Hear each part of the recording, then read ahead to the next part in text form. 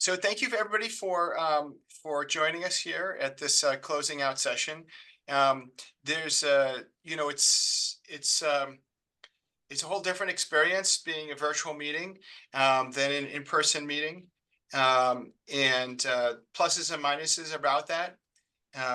But we had over 230 people coming in and out of rooms. It didn't feel that way exactly because at any given time it was less than that, but that's who attended, which is actually around what we would be doing in person if we had that. It's just that if you have those people in a room together, then you actually get to see each other more than the way we have it here virtually.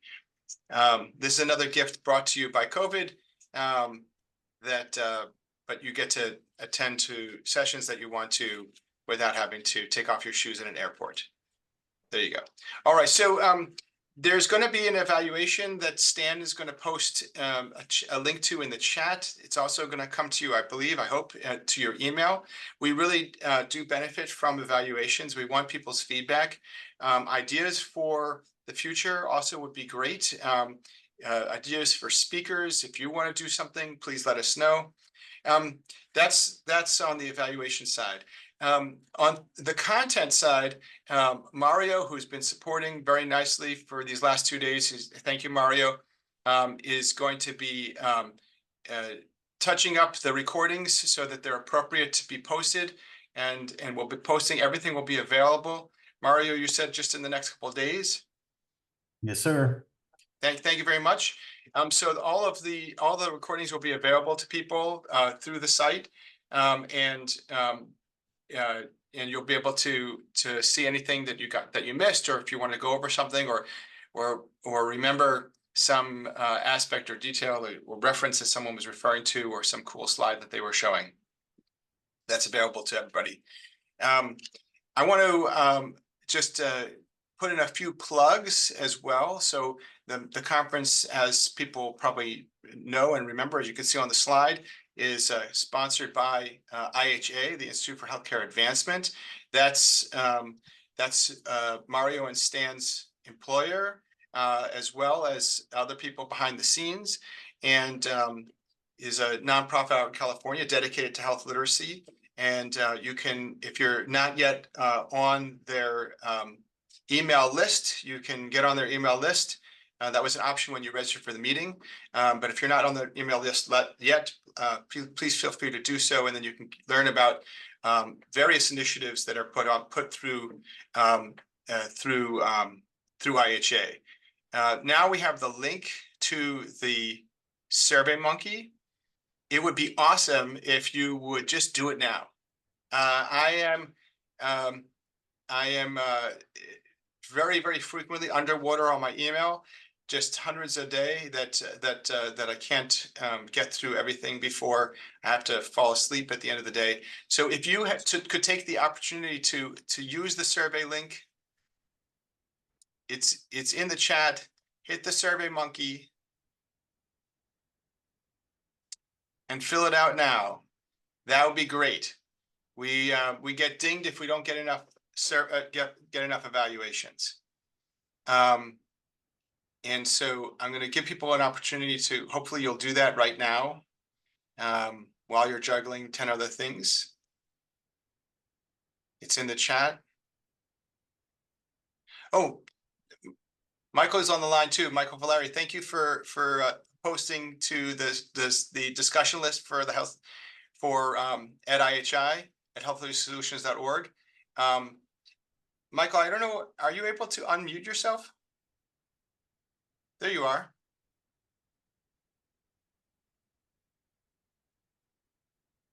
If you want to say hi. Hello. There you go. We can hear you. Excellent. How you doing, Lori? How you doing, Michael? Great. And I just want to say thank you to Michael and to Lori and Stan for putting together an exceptional agenda for this year's conference. We are always here at IHA just privileged and so pleased to be able to partner with this conference and make sure that this comes to everybody. Michael, I agree. I sure wish we could finish this day by having a little shot of tequila together at a bar, but you know, someday we won't. That'll happen again. But thank you to everybody for showing up. Thank you for all the presenters. Just an incredible roster of speakers and really great information. So thank you everybody for presenting. Thank you everybody for joining, and thanks to Lori and Michael and Stan for all your hard work behind the scene, and Mario as well. Thank you, Michael. Not everybody, maybe not everybody knows, Michael, your role and how you're connected. Most people maybe know, but why don't you just tell people who you are and what you do? I'm the chair and CEO of the Institute for Healthcare Advancement. I've been wailing away here since 2000. So 1 year after we got into the health literacy game. So yeah, a little bit of a grizzled veteran here. But yeah, you know, we're a nonprofit organization. Our goal is just to really help and support health literacy professionals. We provide the health literacy specialist certificate program. We're getting ready to launch a health literacy certification next year. We sponsor this health literacy discussion list, and the kind of three of the bigger conferences: the May IHA conference, the Health Literacy and Action Policy Conference, and then we've been happy to help out Michael, who was the original sponsor and mover and shaker on this conference, and we kind of hitched our wagons a few years ago with him to make sure this thing keeps going. Yeah, thank you very much, Michael. Yes, you've been very influential and supportive, and it's been fantastic. So thank you for that. I want to make a few other pitches along the way. Hopefully people are filling out their surveys and can, in any case, if by the way, if there's other feedback people want to give, I'm putting my email into the chat.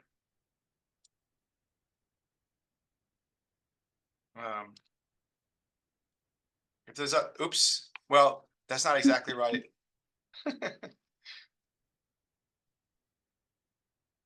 That's a little bit more, little better. So there's a few other things I want to point out. We had a presentation from HHS, from Bishop and Jennifer Bishop and the people from HHS, and they're clearly currently working on the next iteration of the federal guidance around health literacy. And it seemed very evident that they are open for feedback and that they want input. This is like an important opportunity. This will set HHS guidance for health literacy, maybe for the next decade. That's how they've been doing this with these activities. And so maybe some people were on that line when we had that presentation from HHS, but this is like I think an important opportunity. They need to hear from practitioners, they need to hear from researchers, and I strongly recommend reaching out to that team. As you may have heard, if you were on that thread, if you were in that session, there's been a lot of turnover from health literacy leaders in various agencies, and some agencies don't really even have members to the HHS Health Literacy Working Group anymore. So now is a very important time to advocate for that to be as strongly positioned as possible. One of the things they mentioned as well is that they're thinking about ways to possibly embed health literacy into another round of a national data collection opportunity for adult competency health literacy measurement. Like now from 2003, it's been that long since we've had information like that. They mentioned that was on the agenda or something they were trying to pursue. In that vein, I think if people haven't come to the Health Literacy Tool Shed, I recommend going there. Lori, I don't know if will you post the new Tool Shed link to the chat? Absolutely. We recently had to bring the Tool Shed from one institution to another institution because I moved from BMC to TMC, and so we are we're doing a whole nother like rehash of the shed to make sure that we have it updated and have all the tools in there that we want. There's well over 200 tools in there for how to measure health literacy. We're going to be adding measures of organizational health literacy. Here's the link to the tool shed. If people would go on, and if you see any tools that you think should be there that aren't there, we'd love to know.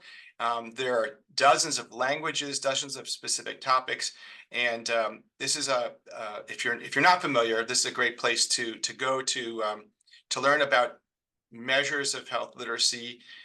Right now, almost all the tools that are in there are measures at the personal level, but we'll be adding measures at the organizational level as well. We hope that this would be a public resource available, to anyone, everybody. There's a lot of tools that you can download directly from the tool shed, and we continue to work on adding more. Every quarter we review the literature to see new tools that emerge. And if you're not yet there, checking that out, I recommend checking it out.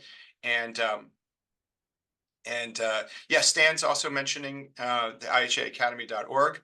I think I mentioned earlier, but I didn't put up the link, so thank you.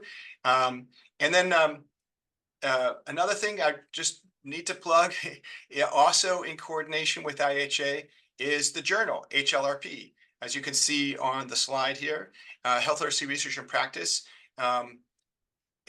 This is a journal that I'm honored to be the editor for the journal. And if you have ideas for submissions, you either submit them. I'd be happy to review your work, or if you're concerned or have any questions, just email me and we can figure out if it's the right type of submission for the journal. There's actually multiple types of submissions. Thank you, Lori, for posting the link there. There's submissions that are that we really would love to have more submissions relating to practice, health literacy implementation, and health literacy in practice. So we have a practice format, and then of course we have traditional research formats for submissions and other submission types as well. Please check it out, and it's really been nice to see it grow and evolve over time. And I hope this also will be a growing resource for the field, a journal that's dedicated to health literacy research and practice. With that, I think that maybe we've had enough of me going on. I don't know if you have other announcements, Lori or Michael or Stan. One other thing, just I know especially today, but also yesterday as well, there were a lot of presentations around AI and use of artificial intelligence in health literacy. On that Solution Center, healthliteracysolutions.org, we have a forum dedicated especially to this. And Tracy Meehan, who was one of your speakers yesterday, is our subject matter expert and host for that. I'm sure you noted from her presentation as well as her colleagues, this is really an emerging field and there's a lot to learn. What I would like to kind of say to everybody is it looks and feels and seems scary, but if you take the old advice about how to eat an elephant one bite at a time, it really is something that can become quite accessible. And to that point, Lori is our Tracy. I'm sorry, I'm looking at Lori and said Lori. Tracy has devised a 1-year program for you to do 4 little things each week for a year to become a health literacy expert. And so if you go to healthliteracysolutions.org, become a member, it doesn't cost anything, just create yourself an account. And yeah, go ahead and navigate to that part. And who knows, in a few weeks, you can become a health literacy expert or an AI health literacy expert yourself. Well, Michael, if you're going to talk about elephants, I'm going to change to a different animal for a second, if that's okay. Because in the panel that she was on yesterday, I learned another way of thinking about this AI stuff, which is this is not like it's not like a turkey that you put into a roaster and you put it on the shelf, you put it on the counter in a roaster and you set it and forget it. It's not like that. It's not a set and forget it thing. This is much more like a puppy that you have to train it. You have to tend to it. You have to feed it. You have to take it for a walk. You have to tend to it. You have to train it. So if you don't like eating the elephant metaphor, think of it a little more like a puppy. I did love the puppy metaphor. That was quite awesome. And there, Tracy, if you look in the chat, Tracy just posted the Year of AI Challenge. Thanks, Tracy. I was blanking on the name of that. So yeah, check out the chat and the post just now from Tracy. Yeah, excellent. Thank you, Tracy, for posting that. I like I like puppies better than training a puppy better. I'd rather train a puppy than eat an elephant, but I like puppies and elephants. Exactly. Great. Well, thank you, everybody. I hope that you do fill out the evaluations. We really do aim to take it into consideration and to try to figure out how to continue to evolve and to improve. If you have ideas for presentations, let us know. We'd love to figure that out and to keep the ball rolling. If you have ideas for other ways for the health literacy field to be improving, that's important stuff. And there's a lot of options, a lot of ways to get involved. If you just don't know how to, if you just want some small way to get involved, there's Tracy's, option right there. Another thing, you can become a reviewer for the journal. We'd love to have you. We have a great group of reviewers already, but it's another way to kind of get involved. Send me an email, or you could just go and onto the website for the journal and subscribe to get the table of contents sent to you to your email. You can also sign up to become a reviewer. With that, giving you back the balance of the hour. Peace to you all. Stay safe.